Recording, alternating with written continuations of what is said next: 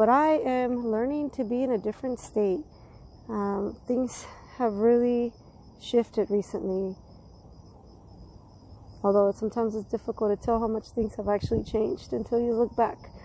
This process that we're going through isn't always, there isn't like a step by step, and it can feel a little bit chaotic, not knowing the sirens in the background too. Not knowing, where we're standing, where we are, and feeling a little lost and unsure as to what's happening. And maybe internally we're going through a lot of changes. And I talked before about being in a state of void and getting comfortable in that state of void, and seeing that state of void as like a jumping off point, or it's like a place to be, and a place where to grow too, an opportunity to grow. So in particular, I'm learning about a state of being in the moment. And, that's also talked about a lot, right? Being in the now. And it's like, what is it to be in the now? What does that even mean? And it feels like it's so difficult because the mind seems to be very active for a lot of us. And so,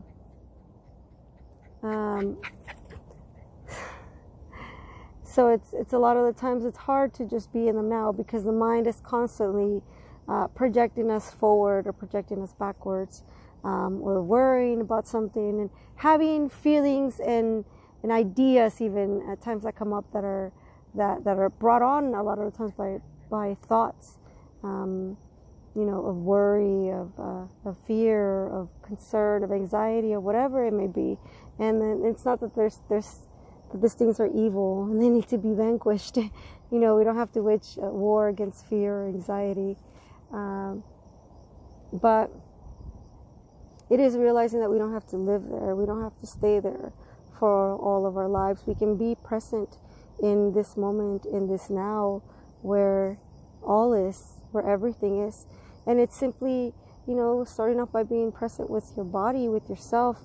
I can't begin to just describe at least my experience of just not wanting to be with my body for a long time, not being comfortable to being in a human body and to the reality as it is, because where I come from, this is not how we do things. And I didn't understand it as a child, and in a lot of ways I still don't understand it now, but I do have a lot of compassion for humanity and understand a lot better now why certain things have been done.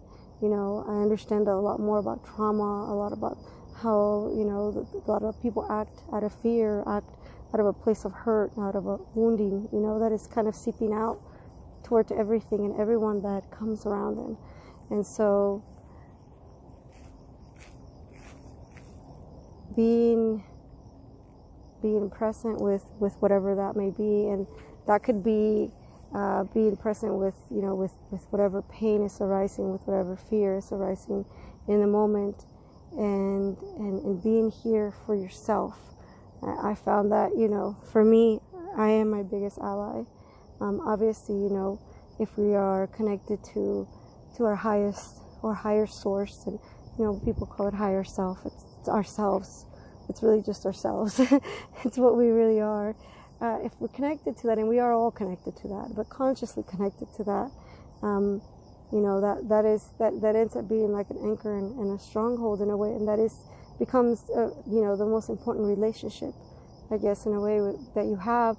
But to find that in yourself, and to find that comfort and that support in yourself, and to realize that you are always supporting yourself, and that you always have the guidance and the ability to move through whatever comes your way, that you have the wisdom, the tenacity, and the ability to handle life, and to not just handle life, but to also thrive in life, to enjoy life, to do what you came here to do, whatever that may be.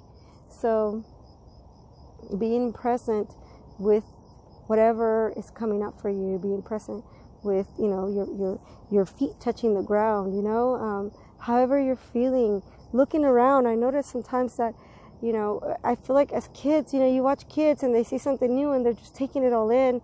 And as adults, we just become almost dull to these things, and we're like, oh, I've already seen that, And so just looking at things as if you've never seen them, looking at things through through new eyes.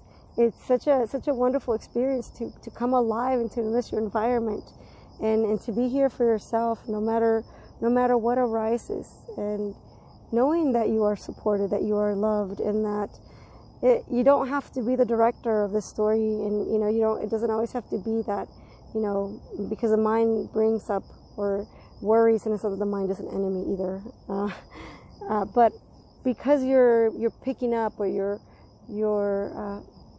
you're having thoughts, let's say, that seem to be not good, it doesn't mean that you have to go anywhere else. You can stay here with whatever comes, and you can see something and you don't have to like follow it, oh, okay, I had this thought, okay, it's like it doesn't, you don't have to make it your be all, it doesn't have to be everything to you, and you can see it and you can let it go. So that's been a practice of mine, and it's not always easy to do. I'm still learning, and that's why I'm talking about my experience with it now. Is what I've noticed is just a lot less projecting forward and backwards. I still have a lot of the same emotions that I had before. I guess maybe I'm just not as attached to them anymore. And maybe I just don't necessarily always believe, especially when fearful ones come.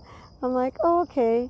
Or it seems like the mind sometimes wishes to focus on like negative experiences to then like sell, like it's almost like justify an image that you have about yourself.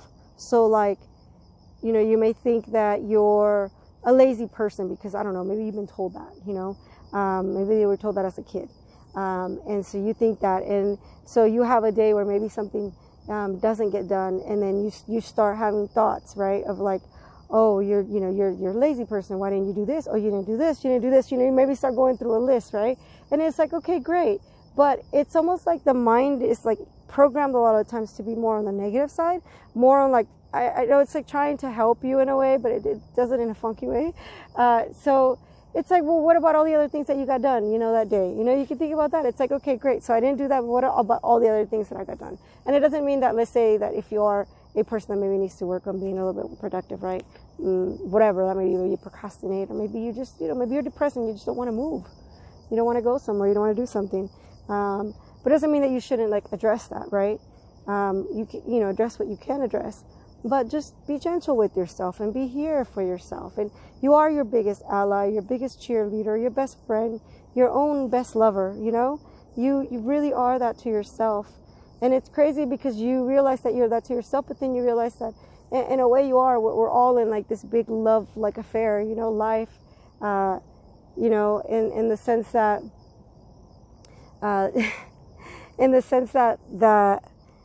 that we're all one, and we're all involved in this creation, and all having this experience and intermingling and interwoven, and it's like the first experience of that starts with you, with yourself, with the relationship that you have with yourself, which is one of the most important relationships that you'll have, and learning how to love yourself, how to treat yourself, how to nurture yourself, how to be there for yourself, how to be your mom, your dad, how to be everything that maybe you didn't have growing up, maybe something that you don't have now.